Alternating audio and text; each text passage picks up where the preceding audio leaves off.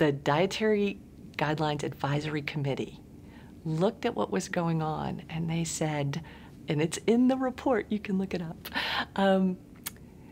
we're noticing that this low-fat diet isn't serving the health of the American public, and that the IOM has some information. The Institute of Medicine has begun to look at these things, and what we're noticing is that the rise in obesity has corresponded with the rise in carbohydrate intake, and that in fact some researchers are beginning to evaluate the evidence, and they think that a low-fat diet might actually be associated with increased risk of coronary heart disease, with increased risk of diabetes. That was the 2000 report, okay?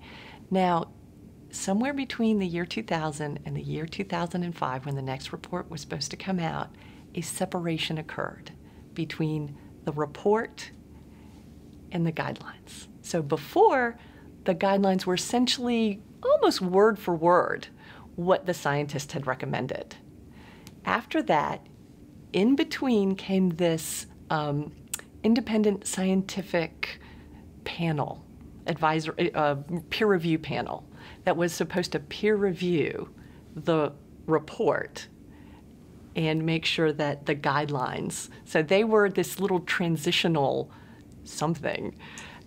They happened, it was an interagency thing, so this was not part of policy. This was just part of the rulemaking process. And all of a sudden, the science was over here and the guidelines were over here. And this independent advisory panel was anonymous. We don't know where they came from, who picked them, or why they were there.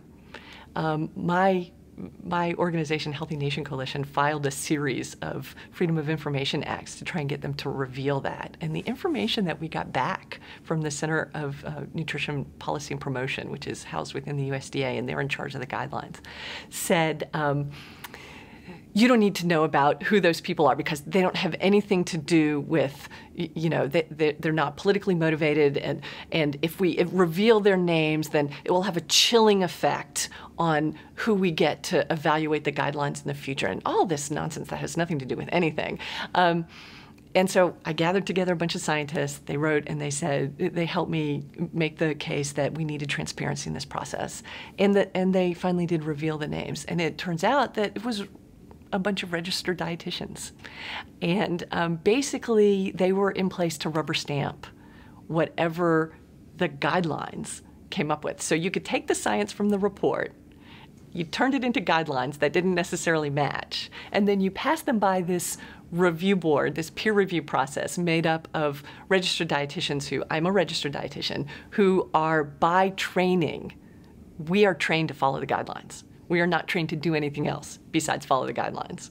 So you take that peer review process and have them rubber stamp what's in the guidelines, which of course we're going to do.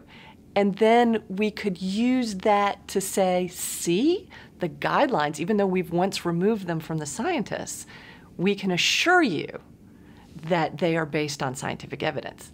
Although the Center for Nutrition Policy and Promotion will say to me, I mean, I have this written down, that they didn't review the science at all, they just reviewed it for communication. So in the acknowledgements, they're a peer review for the science.